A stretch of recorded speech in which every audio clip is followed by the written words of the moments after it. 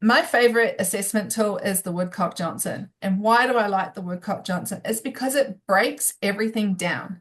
Now, most of the time when parents get given their assessments, they're only given the averages. They're only given this, not even the subtest. They're just given like word attack or reading comprehension, and they're just given a single score. Well, under those single scores are little things called subtests, and it's those subtests that really indicate to us where that child is accessing the curriculum. So what I like about the Woodcock-Johnson is that you're able to get the age equivalent, the grade equivalent, and the RPI score. And the RPI score, the relative proficiency index, is a number out of 90, say 0 by 90, 1 by 90. And that tells us how well that child, or how easy it is, or how hard it is for that child to be able to access and do that particular subtest. I really like the I Yeah. really like the Woodcock-Johnson because when you do the Woodcock-Johnson achievement, you can look at your child, for example, who may be in the third grade, and you might see under the grade equivalent scores that your child is working at, say, a first grade level. And that gives you an idea to look at the state standards and say, right, there's my child is working at a first grade level.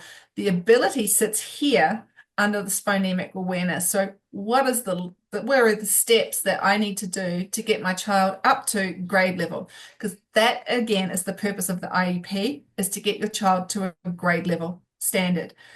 So what I really like is it breaks down, the Woodcock-Johnson breaks down the child's ability to understand letter sounds, word attack, um, letter word identification, um, their sentence reading fluency, and a number of other areas.